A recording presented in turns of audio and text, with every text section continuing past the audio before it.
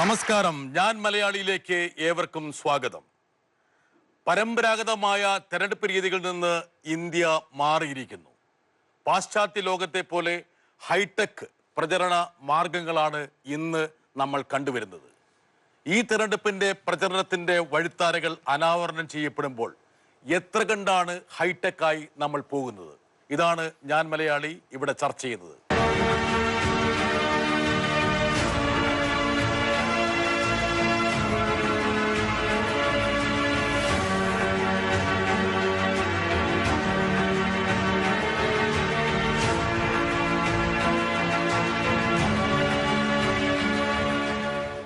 ഈ ചർച്ചയിൽ പങ്കെടുക്കുന്നത് ശ്രീ SR ശക്തിധരൻ, മുതിർന്ന മാധ്യമ പ്രവർത്തകൻ; ശ്രീ സണ്ണിക്കുട്ടി അബ്രഹാം, മുതിർന്ന മാധ്യമ പ്രവർത്തകൻ; ശ്രീ ജയകുമാർ K, നവമാധ്യമ വിദഗ്ധൻ, CTO, Google partner company; Shri Shajan Skaria, മുതിർന്ന മാധ്യമ പ്രവർത്തകൻ, chief editor Marunadan Malayali; Shri TC Rajesh, മാധ്യമ പ്രവർത്തകൻ, രാഷ്ട്രീയ നിരീക്ഷകൻ; സന്ദീപ് വചസ്പതി, BJP മാധ്യമ വിഭാഗം മുൻ മേധാവി; Shri Anuraj Raj, admin, Kerala social media forum; Anubhava Mohan, media consultant; Shamrin Muhammad, admin, troll republic.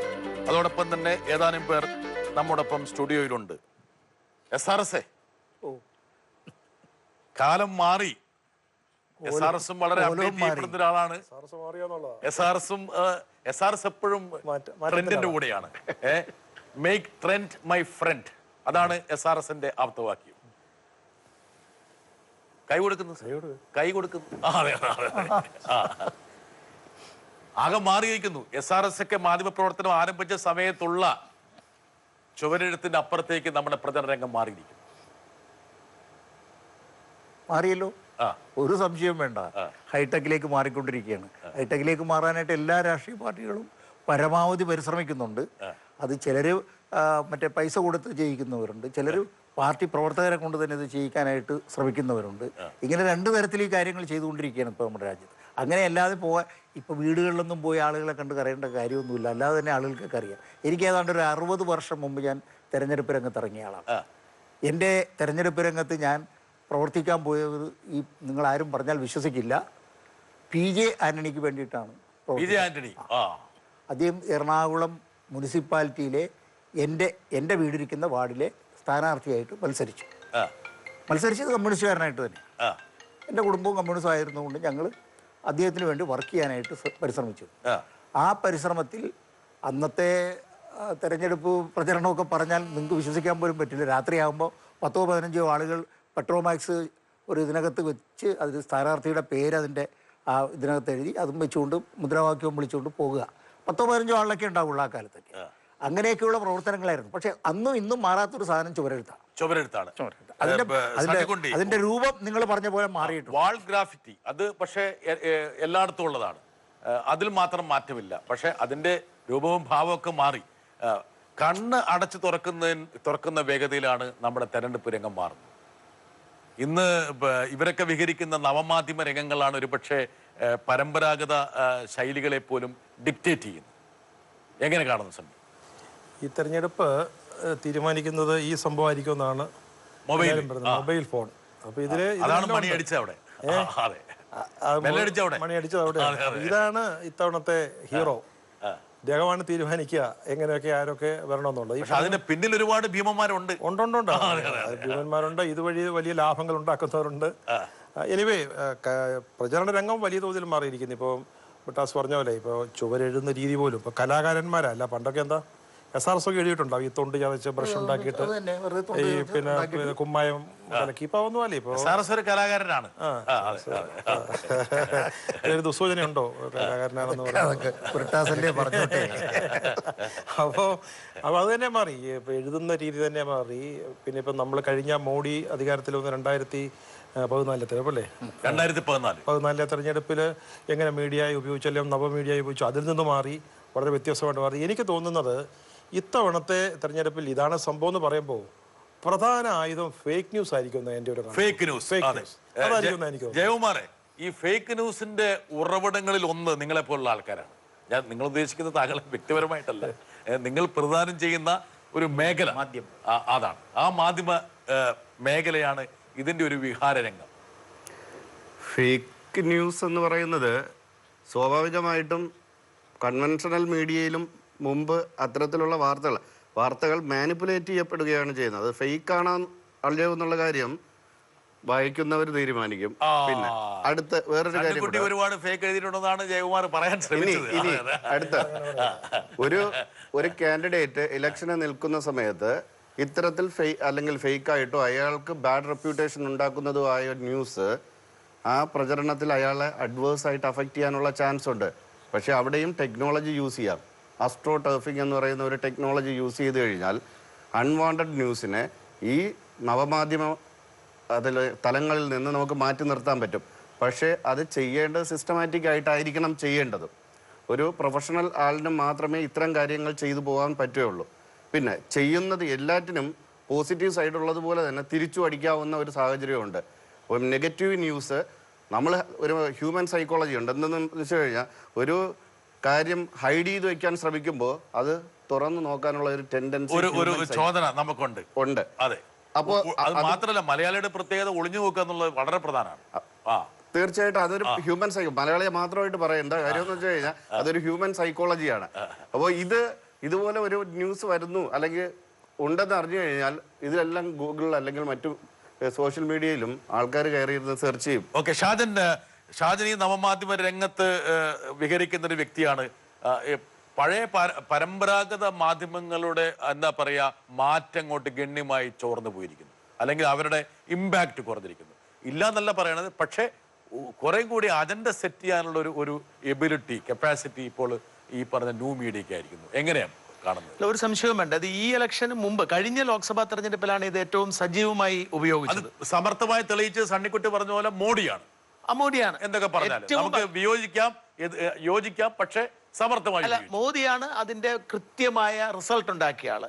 കഴിഞ്ഞ നിയമസഭാ തെരഞ്ഞെടുപ്പിലും ഭംഗിയായി CPM-കാർ ഉപയോഗിച്ചു, ഭംഗിയായി. എന്നുവെച്ചാൽ എപ്പോഴും ഇതിന്റെ ഒരു സാധ്യത എന്ന് പറഞ്ഞാൽ, നമ്മളിപ്പം ഈ ഫേക്ക് ന്യൂസ് വെറുതെ ഒരു ആരോപണം മാത്രമാണ്. ഇതിന്റെ സാധ്യത എന്ന് പറഞ്ഞാൽ ഇതിന് രണ്ട് വശത്തിരിക്കുന്നു. അല്പം വീക്കായിരിക്കുന്ന വശത്തിന് അടിച്ചുകൊണ്ടേയിരിക്കുക, അല്പം പവറായിരിക്കുന്ന സാധനം. ഇപ്പോൾ കഴിഞ്ഞ പ്രാവശ്യം ഉണ്ടായിരുന്ന പ്രശ്നം എന്ന് വെച്ചാൽ, കഴിഞ്ഞ ലോക്സഭാ തെരഞ്ഞെടുപ്പിൽ കോൺഗ്രസിന് അഴിമതിയുടെ ഒരു ഭീകര മുഖം ഉണ്ടായിരുന്നു. അത് ഞങ്ങളെല്ലാം മാറ്റാം എന്ന് അവരടിച്ചുകൊണ്ടിരുന്നു. ഇപ്പോ ഇവർ ഒരുപാട് പരിഷ്കാരങ്ങൾ വാഗ്ദാനം നൽകുന്നു, മാറ്റം വരുത്തുന്നു എന്ന് പറഞ്ഞാൽ അത് നടന്നില്ല. അപ്പൊ പെട്ടെന്ന് തന്നെ പോയെന്നാൽ കോൺഗ്രസ് ഭാഗം ഉയരുന്നു. ഇത് തന്നെയാണ് കഴിഞ്ഞ നിയമസഭാ തെരഞ്ഞെടുപ്പിൽ അങ്ങനെ സംഭവിച്ചത്. അത് പറഞ്ഞ പോലെ ഫേക്ക് ന്യൂസ് ഇല്ലേ? ഫേക്ക് ന്യൂസ് വാസ്തവത്തിൽ ആർക്കെങ്കിലും ഒരു ഫേക്ക് ന്യൂസ് വന്നാൽ അവർക്ക് ഗുണം ചെയ്യുമെന്നുള്ളതാണ് എൻ്റെ അനുഭവത്തിൽ ഞാൻ മനസ്സിലാക്കുന്നത്. രണ്ട് കാരണങ്ങളുണ്ട്. ഒന്ന്, പണ്ടൊരു പ്രിന്റഡ് പത്രം, ഈ പറയുന്ന SRSന്റെയും സണ്ണിക്കുട്ടി സാറിന്റെയും ഒക്കെ കാലത്തെ പ്രിന്റഡ് പത്രങ്ങളുടെ കാലത്ത് അവർക്കൊരു ഫേക്ക് ന്യൂസ് ഉണ്ടാക്കാമായിരുന്നു. അവരുടെ കാലമാണ് ഇപ്പോഴും. അല്ല, ഞാൻ പറഞ്ഞ ഈ 60 കൊല്ലം മുമ്പെന്ന് പറഞ്ഞു തുടങ്ങിയ മുതലേ കാലത്ത് ഒരു പ്രിന്റഡ് പത്രത്തിൽ അച്ചടിച്ചു വരുന്ന ഓരോ വാക്കും ശരിയെന്ന് ജനം വിശ്വസിച്ചിരുന്നു. അപ്പൊ അത് കുഴപ്പമെന്ന് വെച്ചാൽ അതുകൊണ്ട് അവർക്ക് ബോധപൂർവം അജണ്ട സെറ്റ് ചെയ്ത് എഴുതിക്കൊണ്ടിരിക്കാമായിരുന്നു. അത് ജനം. ഇപ്പോഴത്തെ പ്രോബ്ലം എന്താന്ന് വെച്ചാൽ, ബ്രിട്ടാസ് ഇപ്പൊ ഒരു ഫേക്ക് ന്യൂസ് പറഞ്ഞാൽ അപ്പം ഞാൻ അത് ഫേക്ക് ആണെന്ന് ഫുൾ പൊളിച്ചു കളയും. അപ്പൊ ഈ ഫേക്ക് ന്യൂസ് അവതരിപ്പിച്ച് കിട്ടേണ്ട എന്ത് ബെനിഫിറ്റ് ആയിരുന്നു, അതിനേക്കാൾ തിരിച്ചുള്ള ഒരു ബെനിഫിറ്റ് ആയിരിക്കും മറുവശത്തിന് കിട്ടുന്നത്. പല വ്യൂ പോയിന്റ്സ് ഉണ്ട്. പക്ഷെ എനിക്ക് സണ്ണിക്കുട്ടിയോട് യോജിക്കാനാണ് കുറച്ചുകൂടി താല്പര്യം. എന്താ കാരണം വെച്ചാൽ, ഇന്ന് ഒരു പക്ഷേ 100 വാർത്തകൾ നമ്മൾ നവമാധ്യമങ്ങൾ കണ്ടാൽ അതിൽ 80 ഫേക്ക് ആണെന്ന് വിശ്വസിക്കുന്ന ഒരാളാണ് ഞാൻ. വേറെ ഒന്നും കൊണ്ടല്ല, നവമാധ്യമം ഉദ്ദേശിക്കുന്നത് എല്ലാ മാധ്യമങ്ങളല്ല, പക്ഷെ നമ്മുടെ കയ്യിലേക്ക് വരുന്ന, സണ്ണി ഉദ്ദേശിച്ച ഈ പറഞ്ഞ ഈ മൊബൈൽ ഉപകരണത്തിലേക്ക് വരുന്ന ഈ വാട്സപ്പ് ഒരു മീഡിയയാണ്. അവിടെ വരുന്നതിൽ ഒരു 100-ൽ 80 ഒരു പക്ഷേ ഫേക്ക് ആയിട്ടാണ് ഭവിക്കുന്നത്. അപ്പം ഇതൊക്കെ തിരുത്താനൊക്കെ ഉള്ള സമയം എന്ന് പറഞ്ഞാൽ ചെറിയ സമയമല്ല. അപ്പോഴേക്കും തെരഞ്ഞെടുപ്പും കഴിഞ്ഞു, ആൾക്കാർ ലോകസഭയിൽ സത്യപ്രതിജ്ഞ ചെയ്തിട്ടുണ്ടാവും. ഈ സോഷ്യൽ മീഡിയയുടെ ഏറ്റവും വലിയ ഒരു പ്രശ്നം അത് തന്നെയാണ്. ഒരു ക്രെഡിബിലിറ്റി ഇല്ല എന്നുള്ളത് ഒരു വസ്തുതയാണ്. കാരണം ഇപ്പോൾ നമുക്കറിയാം, എന്തെങ്കിലും ഒരു വിഷയം വന്നു, ഒരാൾക്ക് നേരെ സോഷ്യൽ മീഡിയ സംഘടിതമായ ഒരു ആക്രമണം നടക്കുമ്പോൾ ആ ആക്രമണം നടത്തുന്നതിൽ നല്ലൊരു പങ്ക് വ്യാജന്മാരായിരിക്കും. ഇവർക്ക് ചിലപ്പോൾ മുഖം ഉണ്ടാവില്ല. ഇവരുടെ പേര് നമുക്ക് ഇപ്പോൾ ഏറ്റവും ഈ ഫേക്ക് എന്ന് തന്നെ പറയാം. ഈ ഫേക്ക് ID എന്നതിലേക്ക് വരും. ഇപ്പോൾ കേശവ മാമൻ എന്ന് പറഞ്ഞ് ഈ സമീപ നാളിൽ ഒരു പ്രൊഫൈല് വല്ലാതെ കയറി വന്നിട്ടുണ്ട്. ഇപ്പൊ കേശവ മാമനെ കാർട്ടൂൺ കഥാപാത്രമാക്കിക്കൊണ്ടാണ് ഇപ്പോൾ നമ്മുടെ സന്ദീപ് വാചസ്പതിയുടെ ആയുധശാലയിൽ ഉണ്ടായതാണോ സംശയം. പക്ഷെ അതിനെ ഇപ്പൊ വളരെ മനോഹരമായിട്ട് CPM ഉപയോഗിക്കുന്നുണ്ടെന്നുള്ള വേറൊരു കാര്യം. കേശവ മാമനെ കഥാപാത്രമാക്കിക്കൊണ്ട് തന്നെ ട്രോളുകൾ ഇറങ്ങുന്നുണ്ട്. അതേസമയം ഒട്ടും ജെനുവിൻ അല്ലാത്ത ധാരാളം ഈ ഫേക്ക് ഐഡികൾ, ആ ഫേക്ക് ഐഡികളിൽ നിന്ന് ജനറേറ്റ് ചെയ്ത് വിടുന്ന കള്ളവാർത്തകൾ. അത് രാഷ്ട്രീയത്തിൽ മാത്രമല്ല, രാഷ്ട്രീയക്കാരെ കുറിച്ച് മാത്രമല്ല, എല്ലാ മേഖലകളും ഉണ്ട്. ഇത് ഏറ്റവും അധികം അഫക്റ്റ് ചെയ്യുന്ന ആരോഗ്യ മേഖലയിലാണ്. എന്തെങ്കിലുമൊക്കെ ഒറ്റമൂലികൾ ഇന്നയാൾ ഇന്നത് ചെയ്താൽ നിങ്ങളുടെ ജലദോഷം മാറുമെന്നോ അല്ലെങ്കിൽ നിങ്ങളുടെ ക്യാൻസർ വരെ മാറുമെന്നും പറഞ്ഞ് വന്നിരിക്കുന്ന രീതിയിൽ അത് തന്നെ രാഷ്ട്രീയത്തിലേക്കും ആവർത്തിക്കപ്പെടുന്നു എന്നുള്ളതാണ് അവസ്ഥ. അതിനെ മോണിറ്റർ ചെയ്യാൻ പറ്റുന്നില്ല. ഈ ഫേക്ക് ഐഡികൾ പലർക്കും തിരിച്ചറിയാൻ പറ്റുന്നില്ല. പലതും ഫേക്ക് ഐഡി, ഫേസ്ബുക്കിലെ ഫേക്ക് ഐഡികളിൽ നിന്നുണ്ടാവുന്ന പ്രചരണങ്ങളാണ് വാട്സാപ്പ് പോലുള്ള മാധ്യമങ്ങളിലൂടെ പിന്നീട് ഒന്നും അറിയാതെ ഈ ഫോർവേഡ് ചെയ്യപ്പെട്ടുകൊണ്ട്. ഓക്കെ, സന്ദീപ് ഈ പറയുന്ന പോലെ ഒരു ഹൈടെക് പ്രചരണ രംഗത്തിൽ കാര്യമായിട്ട് വ്യാപൃതനായ ഒരാളാണ്. അതിൽ പൂർണ്ണതോതിൽ പങ്കാളിയായിട്ടുള്ള ആളാണ്. ഒരുപക്ഷെ 2014 പിന്നെ ഇതിന്റെ നവമാധ്യമങ്ങളുടെ സാധ്യതകൾ ഒരുപക്ഷെ രാഷ്ട്രീയ പാർട്ടികൾ ഈ രീതിയിൽ തിരിച്ചറിഞ്ഞത്. അതിൽ നിന്ന് എത്ര കണ്ട് മുമ്പോട്ട് പോയി സന്ദീപ്? നിങ്ങൾ മുമ്പോട്ടായിരിക്കുമല്ലോ പോവുക, പുറകോട്ട് പോകാൻ പറ്റില്ലല്ലോ. അല്ല, ഈ നമ്മൾക്ക് ഇപ്പോൾ ഇവർ പറഞ്ഞതിൻ്റെ ബാക്കി പറയുമ്പോൾ രാഷ്ട്രീയ പാർട്ടികളെ സംബന്ധിച്ചിടത്തോളം ഈ നവമാധ്യമങ്ങളിലെ പ്രചരണം എന്നുള്ളത് എൻ്റെ ഒരു അഭിപ്രായത്തിൽ ഒരു അറ്റ്മോസ്ഫിയർ ക്രിയേറ്റ് ചെയ്യുക, ഒരു ഫീൽ ഗുഡ് ഫാക്ടർ ഉണ്ടാക്കുക. മുമ്പ് പറഞ്ഞതുപോലെ എതിരാളികളെ ടാർണിഷ് ചെയ്യുക, സെൽഫ് ബൂസ്റ്റിംഗ് നടത്തുക, സെൽഫ് പ്രൊമോഷൻ. ഇതിനപ്പുറത്തേക്ക് വോട്ടർമാരെ പക്ഷെ ഇന്നും സ്വാധീനിക്കുന്നത് ഒരുപക്ഷെ പരമ്പരാഗതമായ വീട് കയറിയുള്ള പ്രവർത്തനങ്ങൾ, സ്ക്വാഡ് പ്രവർത്തനങ്ങൾ ഒക്കെ തന്നെയാണെന്ന് വിശ്വസിക്കുന്ന ഒരാളാണ് ഞാൻ. ആണോ ജയകുമാറേ? ആണോ? ആക്ച്വലി പണ്ട് നമ്മൾ വോട്ടർ എന്ന് പറയും. തീർച്ചയായിട്ടും അല്ല. വോട്ടറിനെ സ്വാധീനിക്കാൻ, അതായത് നവമാധ്യമങ്ങളോ അല്ലെങ്കിൽ അല്ല, അവിടെ ഞാൻ പറഞ്ഞുതരാം എന്താണെന്ന് പറഞ്ഞുതരാം. പണ്ട് വോട്ടർ എന്ന് പറയും, നമ്മൾ ഇപ്പോൾ പറയുന്ന വോട്ടർ പേഴ്സണ എന്നാ പറയുന്നത്. പേഴ്സണ എന്ന് പറയുന്നത് it's a semi fictional representation of our ideal voter.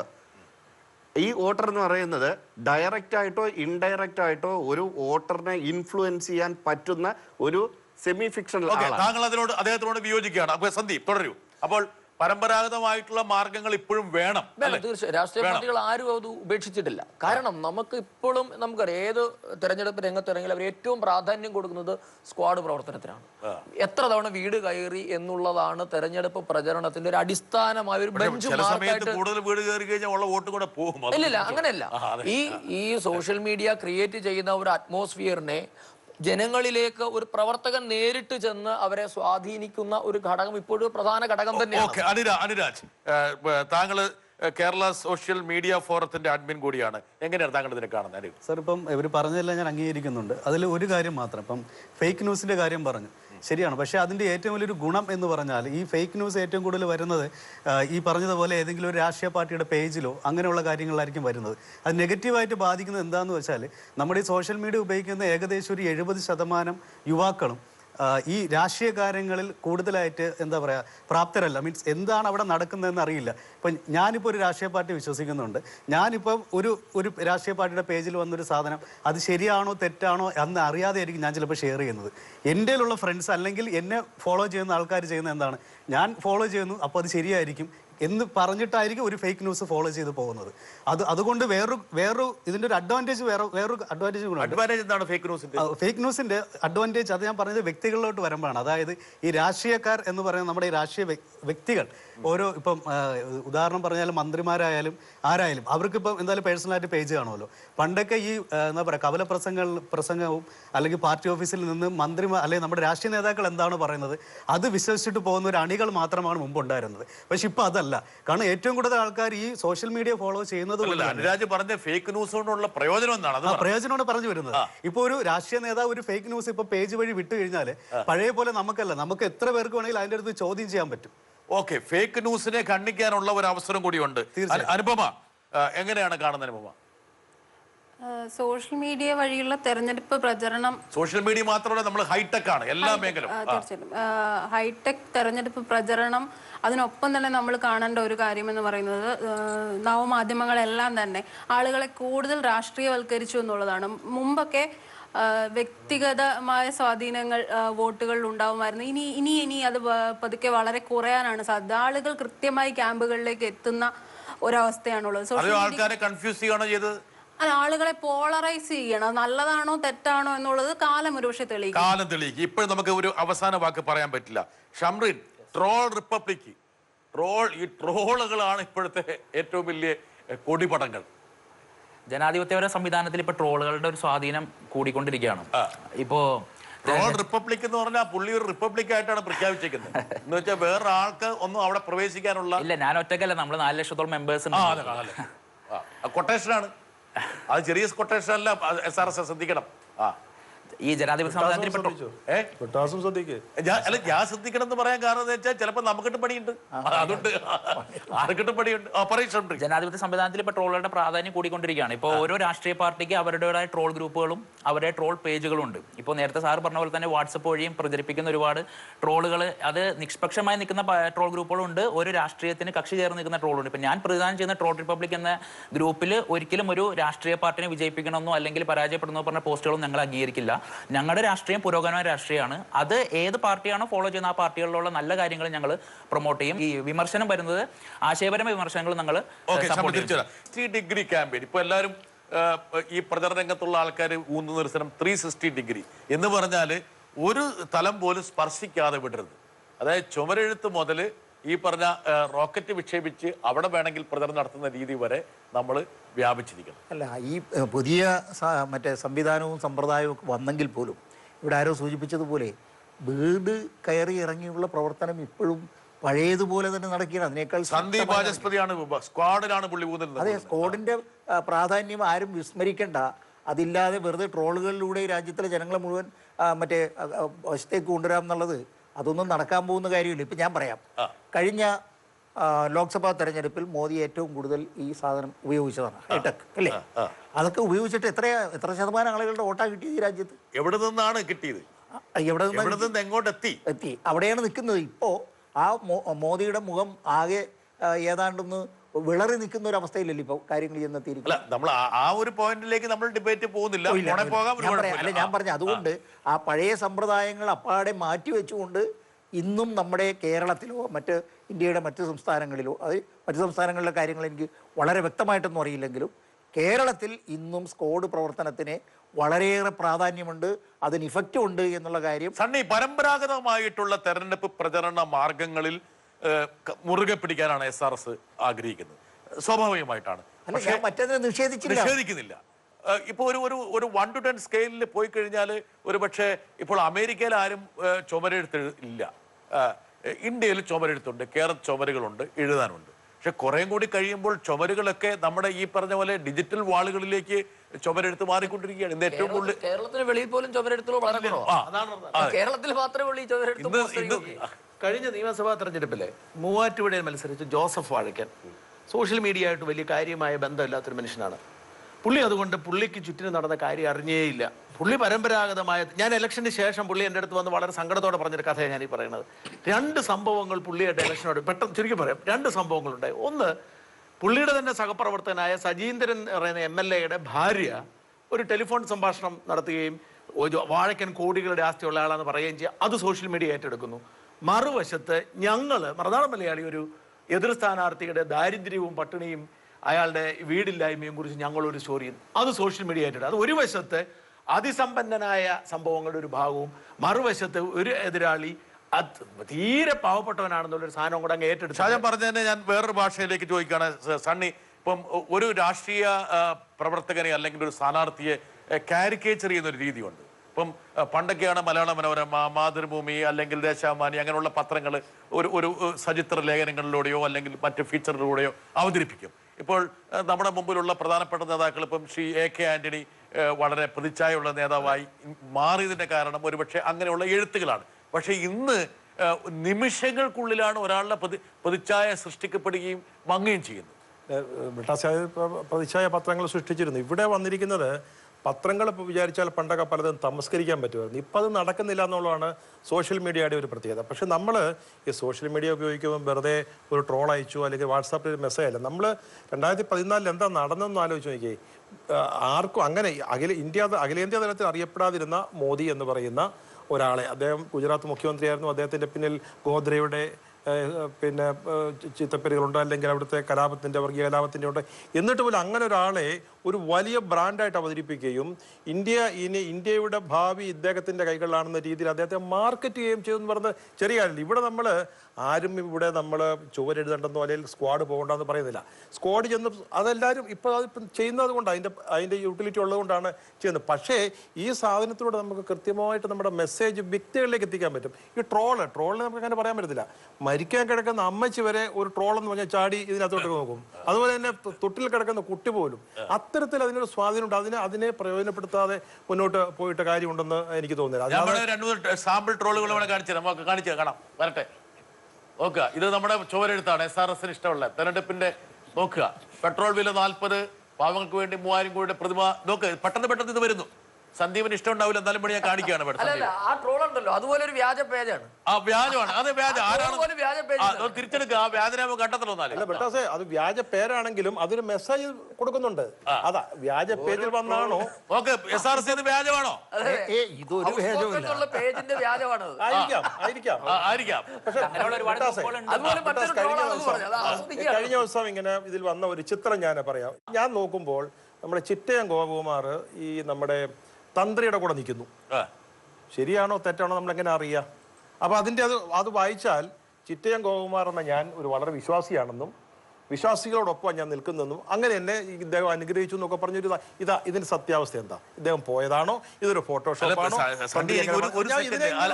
അതിനെനിക്ക് ഒരു വാചകം പറയണം. എന്താ കാരണം വെച്ചാല് ഇന്ന് റിയാലിറ്റി എന്ന് പറയുന്നത് വെർച്വൽ റിയാലിറ്റി. അതെ.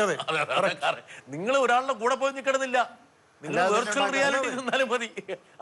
വെർച്വൽ റിയാലിറ്റിയുടെ ലോകത്താണ്.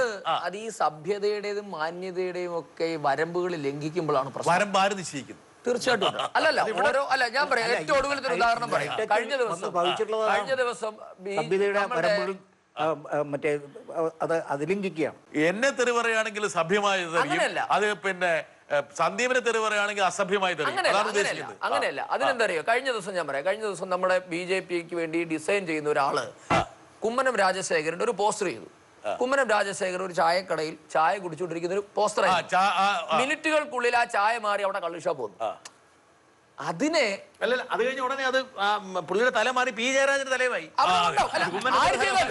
ഞാൻ പറഞ്ഞത് അത് ഞാനത് BJPയോ CPMO എന്ന് പറയല്ല. ആര് ചെയ്താലും അതിന്റെ അർത്ഥം സന്ദീപിന് നല്ല ഫാസ്റ്റ് ആണ്. ആര് ചെയ്താലും നമ്മൾ പറഞ്ഞത് ഇന്ന ഒരു രാഷ്ട്രീയ പാർട്ടിയുടെ പേര് കൊണ്ട് ഞാൻ ഉപയോഗിച്ചു എന്ന് മാത്രമേ ഉള്ളൂ. അവർ ആരെയും നിങ്ങൾക്ക് റീപ്ലേസ് ചെയ്യാം. BJP എന്നുള്ള ഭാഗത്ത് CPM ആകാം, CPM ഭാഗത്ത് കോൺഗ്രസ് ആകാം, ആരുമാകാം. പക്ഷെ ആരായാലും ഒരു വ്യക്തിപരമായ ഒരു അവഹേളനത്തിലേക്ക് ഇത് പോകുമ്പോഴാണ് നമുക്ക് ആസ്വദിക്കാതിരിക്കാൻ പറ്റുക. സോഷ്യൽ മീഡിയ ഒരു യുദ്ധക്കളവാണ്. ഒരു സെക്കൻഡ്, ഈ സോഷ്യൽ മീഡിയ ഒരു യുദ്ധക്കള.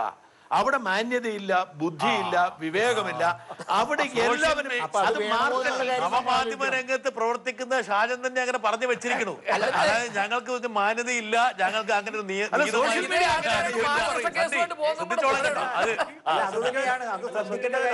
എന്താണ് ഫേക്ക് ന്യൂസുകൾ ഉണ്ടാവുന്നുണ്ട്. പക്ഷേ ഇത് നമ്മൾ മനസ്സിലാക്കേണ്ട ഒരു കാര്യം, ഇവര് സൃഷ്ടിച്ചു വിടുന്ന ഈ ഫേക്ക് ന്യൂസ് എല്ലാം ജനം അപ്പടി അങ്ങ് വിഴുങ്ങുന്നു എന്നുള്ള തെറ്റിദ്ധാരണ ഇതിന്റെ സ്രഷ്ടാക്കൾക്ക് വേണ്ട. അപ്പടി വിഴുങ്ങേണ്ട, കുറച്ച് ഇല്ല. അതിന്റെ സെൻസ് ഉൾക്കൊള്ളാൻ പബ്ലിക്കിനും കഴിയുന്നുണ്ട്. ചേട്ടന്റെ പേരെന്താണ്? എന്റെ പേര് രാജീവ്. രാജീവ് സാറേ, നിങ്ങളെ പോലൊരാൾക്ക് ബുദ്ധിയും ബോധമുള്ള ആൾക്ക് പറ്റും, പക്ഷേങ്കിൽ എല്ലാവർക്കും പറ്റണമെന്നുണ്ടോ? ഒരിക്കലും ഇല്ല. കാരണം ഇപ്പോഴും അഭ്യസ്തവിദ്യരായ ആൾക്കാർ, ഇപ്പം രാഷ്ട്രീയം വിട്, ഈ സമീപ നാളിൽ വന്നതാണ് കോട്ടയം മെഡിക്കൽ കോളേജിൽ നിപ്പ ഐഡന്റിഫൈ ചെയ്തു എന്ന് പറഞ്ഞിട്ടൊരു വാർത്ത. ഫേക്കാണ്, നമുക്കറിയാം. കോഴിക്കോട് നിപ്പ വന്നതും പോയതൊക്കെ നമ്മൾ കണ്ടതാണ്.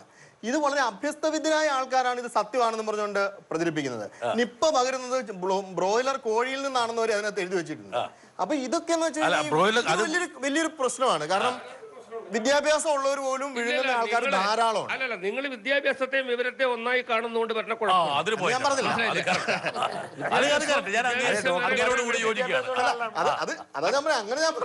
Practical experience. അതായത് നിങ്ങൾക്കൊരു പ്രാക്ടിക്കൽ എക്സ്പീരിയൻസ് ഉണ്ടാവും. അപ്പൊ ഞാൻ ചോദിക്കട്ടെ, സോഷ്യൽ മീഡിയയുടെ വമ്പൻ പ്രചരണം നടന്ന 2014 തെരഞ്ഞെടുപ്പിൽ 31% വോട്ടാണ് BJPക്ക് മുന്നണിക്ക് കിട്ടിയത്. NDAക്ക് മൊത്തത്തിൽ 33% കിട്ടിയത്. ഏറ്റവും കൂടുതൽ സോഷ്യൽ മീഡിയയും പ്രിന്റഡ് മീഡിയയും എല്ലാം വിഷ്വൽ മീഡിയാസ് എല്ലാം ഉപയോഗിച്ചത് നരേന്ദ്രമോദിയാണെന്നുള്ള ഒരു പേര് വരുന്നു. രാജീവ് സാറെ, ഒരു ചോദ്യം, ഈ 31% BJP എത്തിയത് എവിടെ നിന്നാണ്?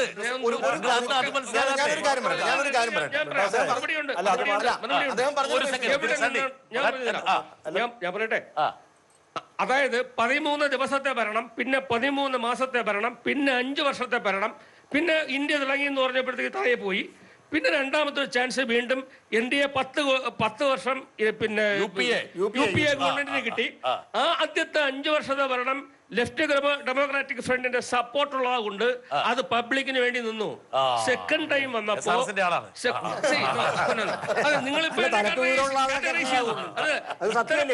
അല്ല, ഇത്തരം കാറ്റഗറൈസേഷൻ പിന്നെ ഈ മീഡിയാസിൽ നടക്കുന്നുണ്ട്, സോഷ്യൽ മീഡിയാസിൽ നടക്കുന്നുണ്ട്. അപ്പോ ഈ സോഷ്യൽ മീഡിയ കയ്യിൽ വെച്ചിരിക്കുന്ന ഇപ്പൊ കത്തി കയ്യിരിക്കുന്ന ആളിന് കറി കത്തിയായിട്ട് ഉപയോഗിക്കാം, ഒരാളായിട്ട് കൂത്താനും. പറയുമ്പോൾ തന്നെ കഴിഞ്ഞ 31-33% കാര്യം പറഞ്ഞിട്ട് കാര്യമില്ല. BJPക്ക് ഒറ്റയ്ക്ക് ഭരിക്കാവുന്ന ഭൂരിപക്ഷം ഉണ്ടായിരുന്നു സാർ. ചെറിയ കാര്യമാണോ അത്? അപ്പൊ ശതമാനമൊക്കെ അവിടെ നിൽക്കട്ടെ. ഞാൻ പറഞ്ഞു ഇത്തരത്തിൽ സ്വാധീനം. ഇപ്പൊ തന്നെ ഷാജിനോട് പറഞ്ഞല്ലോ, ഇതിന് യാതൊരു നിയമവുമില്ലാത്ത നിയന്ത്രണവുമില്ലാത്ത ഗേറ്റ് കീപ്പിംഗ് എന്നുള്ള വാക്ക് പോലും വേണ്ട. അവിടെ ആർക്കും എന്തും ചെയ്യാൻ തോന്നിയവാസം ചെയ്യാവുന്ന, അതിനെ കൂടുതൽ അപ്പുറത്തെ വാക്കുകൾ പറഞ്ഞാൽ പലരും നമ്മളോട് ശത്രുക്കളാവും. ഇത് എന്തും ചെയ്യാവുന്നതാണ്. അത് നമ്മുടെ ഞാൻ ഒറ്റ കാര്യം ചോട്ടെ, ഈ ഫേക്ക് ന്യൂസ് പറഞ്ഞാൽ പണ്ട് കഴിഞ്ഞ തെരഞ്ഞെടുപ്പിൽ മോദി തന്നെ പറഞ്ഞല്ലോ, എന്നെ തോൽപ്പിക്കാൻ വേണ്ടി കോൺഗ്രസ് നേതാക്കൾ പാകിസ്ഥാനിൽ പോയി ചർച്ച ചെയ്തെന്ന് പറഞ്ഞൊരു സംഭവം വന്നു. അത് എത്ര കാലം ഓടിയത്? നമ്മളെ വിവരമുള്ളവരാണ്, വിദ്യാഭ്യാസമുള്ളവരാണ്, പക്ഷെ എത്ര കാലം ചർച്ച ചെയ്തു ഇന്ത്യ? അപ്പൊ ഇത് അജണ്ട സൃഷ്ടിക്കാൻ പോലും, ചർച്ചകളുടേതായ ഒരു അജണ്ട സൃഷ്ടിക്കാൻ പോലും ചിലപ്പം ഇത്തരത്തിലുള്ള ഫേക്ക് ന്യൂസ് സാധിക്കുന്നു. ഞാൻ ചുമ്മാ ഈ വെറുതെ സോഷ്യൽ മീഡിയയെ കുറിച്ചല്ല പറഞ്ഞത്. ഈ ഏതെങ്കിലും ന്യൂസ് പോർട്ടലിൽ വന്നായിട്ട് ആ രീതിയിൽ നമ്മുടെ വാട്സാപ്പ് വഴി പ്രചരിപ്പിക്കുന്ന രീതിയിലെ കള്ള വാർത്തകൾ അത് എത്രയോ ദിവസങ്ങളിൽ നിലനിൽക്കുന്നു. അപ്പോൾ അല്ലെങ്കിൽ പിന്നെ ഓൾഡ് ന്യൂസൊക്കെ എന്തിനാണ് വന്നിരിക്കുന്നത്? ക്വിൻ്റ് അല്ലെ ഇന്ത്യ ടുഡേ ഇവരൊക്കെ വ്യാജ വാർത്തകൾ കണ്ടെത്താൻ ശ്രമിക്കുന്നു. പക്ഷേ അതവിടെ പ്രൊവൈൽ ചെയ്യുന്നുണ്ട്.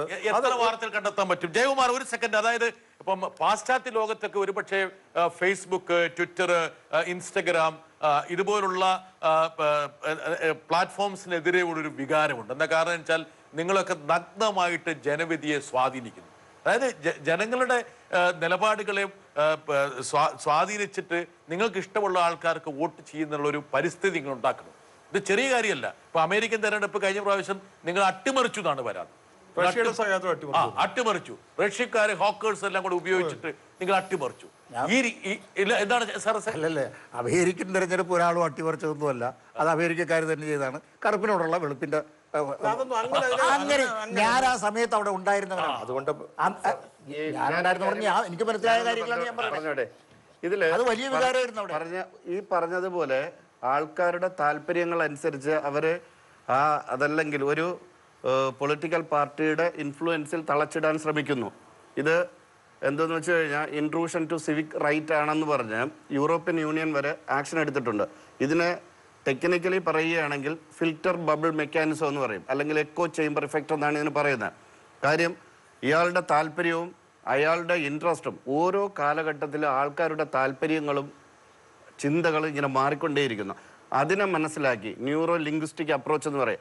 ആ ചിന്തകളെയും അവരുടെ താല്പര്യങ്ങളെയും മനസ്സിലാക്കി അത്തരം ഇൻഫർമേഷൻ അവരിലോട്ട് കൊണ്ടെത്തിക്കുന്ന ഒരു പ്രവർത്തന രീതിയാണ് പാശ്ചാത്യ രാജ്യങ്ങളിൽ ഇലക്ഷൻ പ്രചരണത്തിന് ഉപയോഗിച്ചിരിക്കുന്നത്. അതിന് വ്യക്തമായിട്ടുള്ള തെളിവ് അമേരിക്കൻ പ്രസിഡൻഷ്യൽ ഇലക്ഷനിൽ കഴിഞ്ഞ വർഷം നമ്മൾ കണ്ടതാണ്. എല്ലാ പത്രങ്ങളും എഴുതിയിട്ടുണ്ടായിരുന്നു ഹിലാരിക്കാണ് ഏറ്റവും കൂടുതൽ ചാൻസ് ഉണ്ടത്. എന്നാൽ ഞാനും പത്രത്തിൽ എഴുതുന്നുണ്ട്. ഞാൻ എഴുതിയ ഒരു വാർത്ത ഒരു പത്രത്തിൽ ഒരു ഹാഫ് പേജ് ആർട്ടിക്കിളായിട്ട് പ്രസിദ്ധീകരിച്ചിട്ടുണ്ട് ഇലക്ഷന് മുമ്പ്.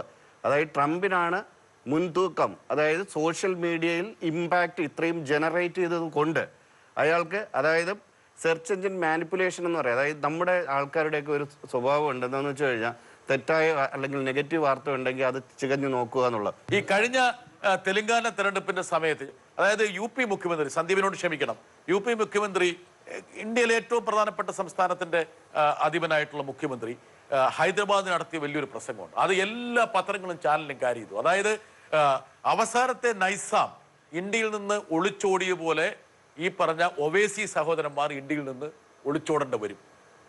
ഇതാണ് പറഞ്ഞത്. എല്ലാ പത്രങ്ങളും വെള്ളക്കാൻ നിരത്തി. യഥാർത്ഥ വസ്തുത എന്താണ്?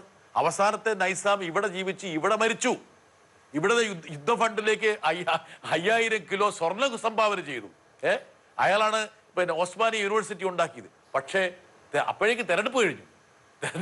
അപ്പോഴേക്കും നോക്കുക. അപ്പൊ ഫേക്ക് ന്യൂസ് എന്ന് മാത്രമല്ല, അതായത് എന്തും വേണമെങ്കിൽ നമുക്ക് ട്രിഗർ ചെയ്ത് വിടാം. ആ ട്രിഗർ ചെയ്ത് വിടുന്നതിനെ പിന്നീട് ആ ബബിൾ പൊളിക്കണമെങ്കിൽ എത്രയോ ദിവസം കഴിയും. എന്താണ് ഷാജൻ, ശരിയല്ലേ ഈ പറയുന്നത്? ഒരു വശത്തതുണ്ട്. പക്ഷെ ഞാൻ മനസ്സിലാക്കുന്ന ഒരു വസ്തുത ഈ പറഞ്ഞ ഷാജൻ ലൂസിഫറിന്റെ പക്ഷമാണ്, ശ്രദ്ധിച്ചോണം കേട്ടോ. അല്ല, ഞാൻ പറഞ്ഞത് ഇന്നിപ്പം ചാനലുകളുടെ മുഖങ്ങൾ ആളുകൾക്ക് പരിചയമായിരുന്നു എല്ലായിടത്തും. പക്ഷെ ഇന്നിപ്പം ഈ ഫേസ്ബുക്കിലോ അല്ലെങ്കിൽ യൂട്യൂബിലോ ഒക്കെ പ്രോഗ്രാം അവതരിപ്പിക്കുന്നവർ മുഖം പോലും എല്ലാവർക്കും അറിയാവുന്ന തരത്തിലേക്ക് മാറി. അതായത് സാധാരണക്കാർ കാര്യമാണ് ഞാൻ പറയുന്നത്. അത്രമേൽ ഈ സണ്ണിക്കുട്ടി സാർ പറഞ്ഞ മാതിരി അത്രമേൽ മൊബൈൽ ഫ്രണ്ട്ലി ആയി ഈ സംവിധാനങ്ങൾ മൊത്തം.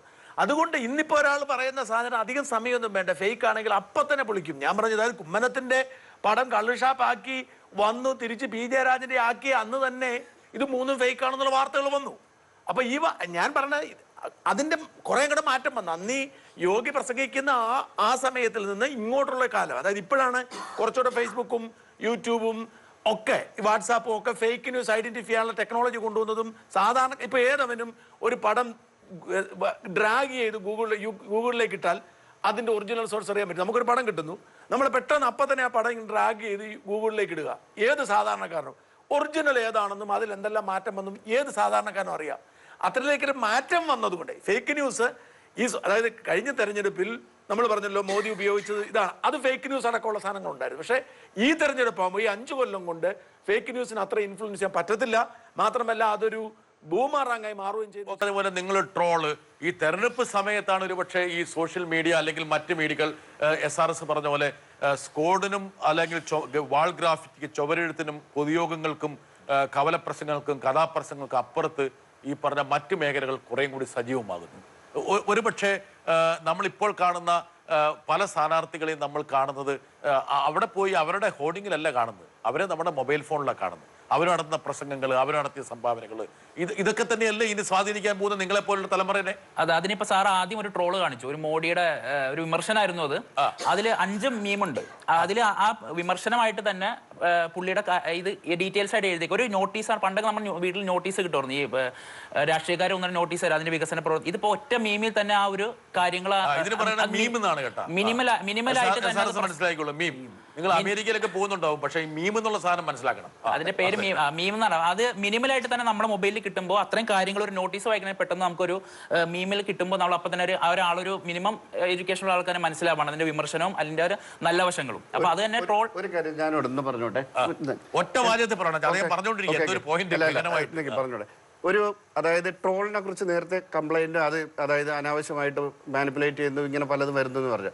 ഞാൻ കണ്ട ഒരു ട്രോള് കുറെ നാൾ മുമ്പ് ഇവിടെ പറയാമെന്നറിയില്ല, PC ജോർജ് സാറിൻ്റെതാണ്. 2 പാർട്ടിയിൽ നിന്ന് ഇല്ലാതെ നിൽക്കുന്ന ഒരു സമയം. ആ സമയത്ത് സൈക്കിളിന്റെ പെഡൽ അറിയുമല്ലോ, ഒരു പെഡലില് പുള്ളി നിൽക്കുന്നു, ഇത്രയും മാത്രമേ ഉള്ളൂ. എന്തോ മീനിങ്? ഒറ്റപ്പെടലിൽ. ഇത് അതാ പറയുന്നത്, ഓരോ ട്രോളും ഓരോ സ്റ്റോറിയാ. ഇതാണ് ആൾക്കാരില്ല ഇൻട്രസ്റ്റ് ജനറേറ്റ് ചെയ്യിപ്പിക്കുന്നത്. നമ്മുടെ ചിന്താശകലങ്ങളെ കൂടി അവിടെയാണ് നമ്മൾ അത്ഭുതപ്പെടുത്തുന്ന ഒരു കാര്യം. നമ്മള് പത്രത്തിൽ കാർട്ടൂൺ വരയ്ക്കുന്നവര് അല്ലെങ്കിൽ ഹാസ്യ കോളങ്ങൾ എഴുതുന്നവർ, ഇവരൊക്കെയാണ് വലിയ നർമ്മബോധക്കാരെന്നല്ലേ പറഞ്ഞിരുന്നത്. എന്റെ ബ്രിട്ടാസ ഈ പത്രാഫീസുകളിൽ ഇരിക്കുന്നവരുടെ 1000 ഇരട്ടി നർമ്മബോധമുള്ള ആളുകളുണ്ടെന്നുള്ളത് അപ്രസക്തമായി.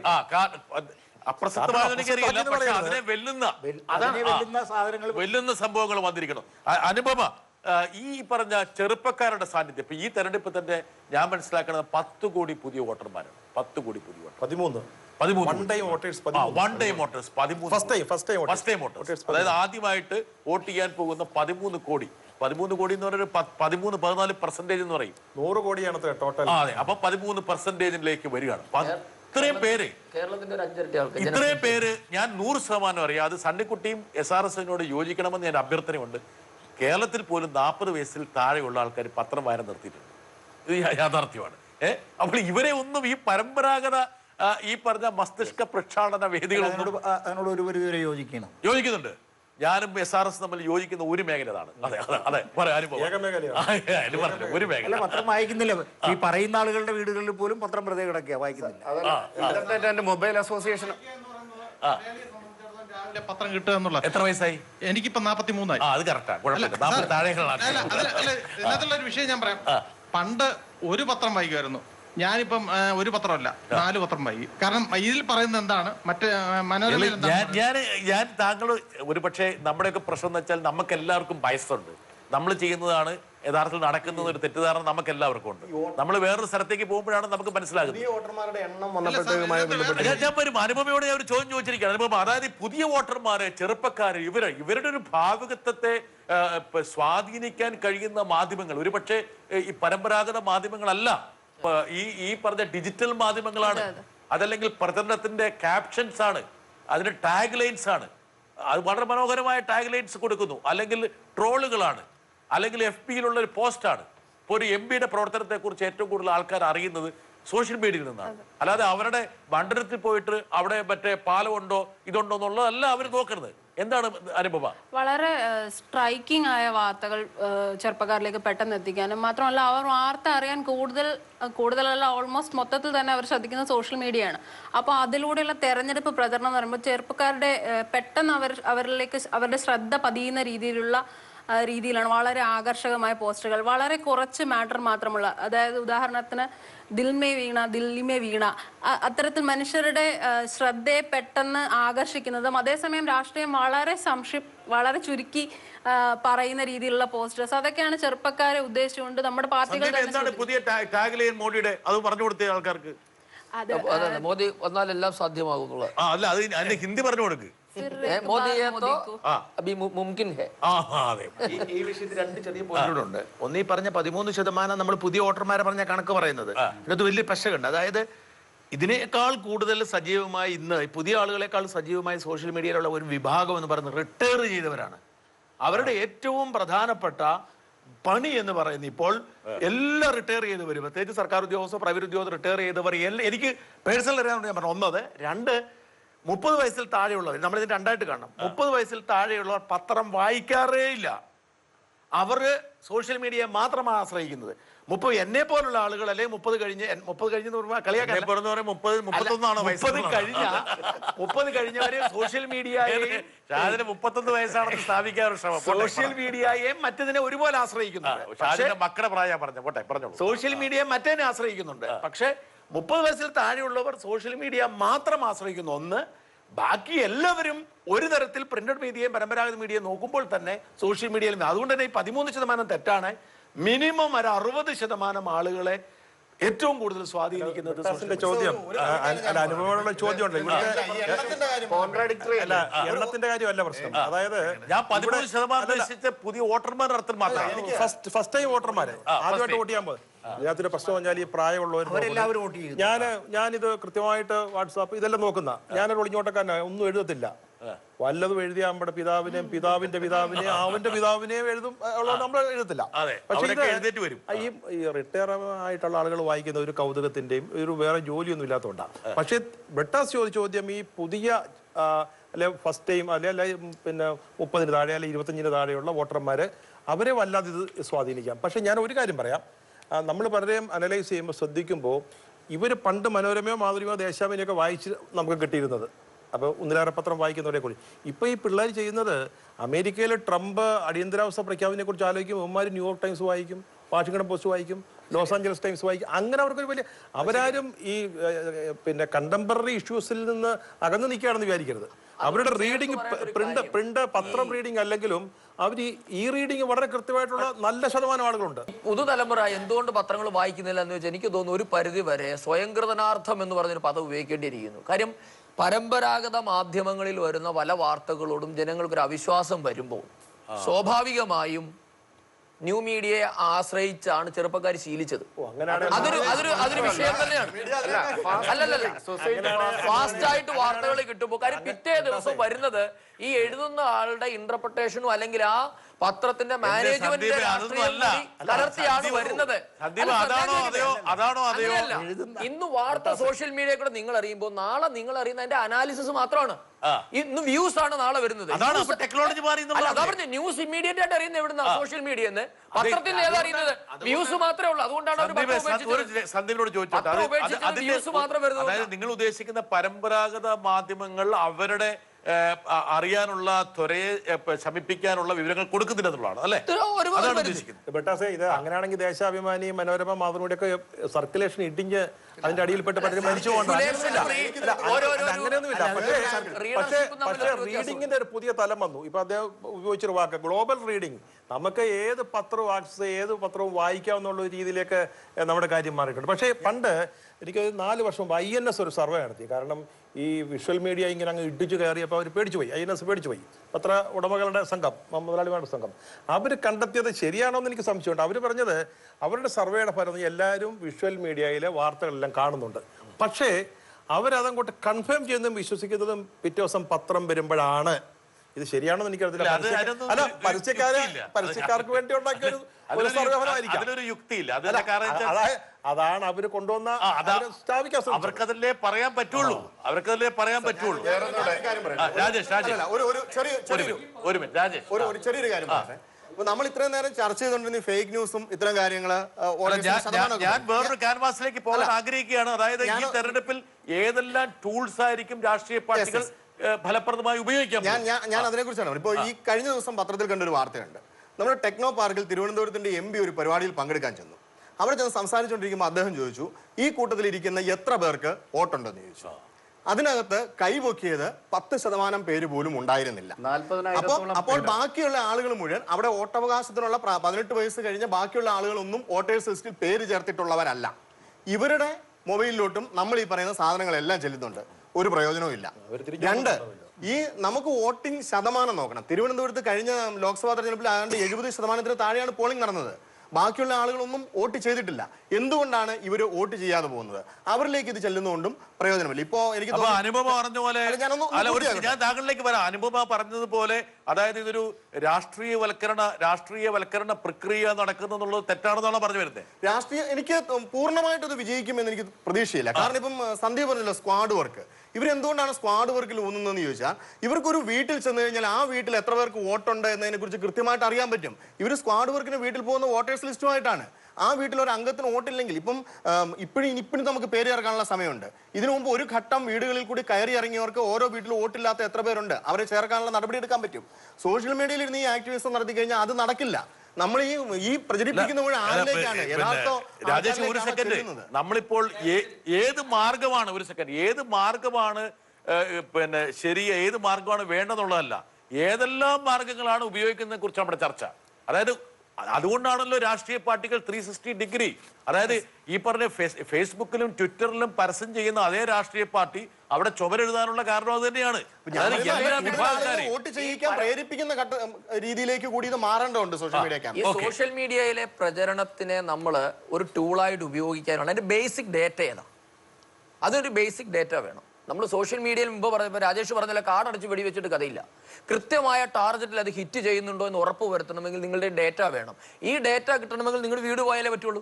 നിങ്ങൾ വീട്ടിൽ പോയി എടുക്കണം. അവിടെ എത്ര ആണുണ്ട്, എത്ര പെണ്ണുണ്ട്, എത്ര വാട്സാപ്പ് ഗ്രൂപ്പുകൾ ഏജ് ഗ്രൂപ്പ് മാത്രമല്ല SRSന്റെ പാർട്ടി വാട്സാപ്പ് ഉണ്ടാക്കുന്നുണ്ടല്ലോ അല്ലേ? ഇല്ലാത്തതാണ്. SRS എത്ര ഗ്രൂപ്പിൽ മെമ്പറാണ്? അല്ല, ഞാൻ ഗ്രൂപ്പിൽ മെമ്പറാണോ ഇല്ലെന്നുള്ള അത് നല്ലപോലെ തന്നെ പ്രയോജനപ്പെടുത്തും. ആ വീട്ടിൽ ചെല്ലുമ്പോ ഏജ് ഗ്രൂപ്പ്, ഏതൊക്കെ ഏജ് ഗ്രൂപ്പുള്ള ആൾക്കാർ അവിടെ ഉണ്ട്, എത്ര പ്രൊഫഷണൽസ് ഉണ്ട്, റിട്ടയർഡ് ഉണ്ടോ, അവരുടെ എക്കണോമിക് സ്റ്റാറ്റസ് എന്താണ്, ഇത്തരത്തിലുള്ള ഡേറ്റകളുടെ ഒരു സെഗ്രിഗേഷൻ ഉണ്ടാക്കണമെങ്കിൽ അല്ലെങ്കിൽ ഡേറ്റയുടെ ഒരു ബേസിക് നിങ്ങൾക്ക് വേണമെങ്കിൽ നിങ്ങൾ വീടുകളിൽ പോയേ പറ്റുള്ളൂ.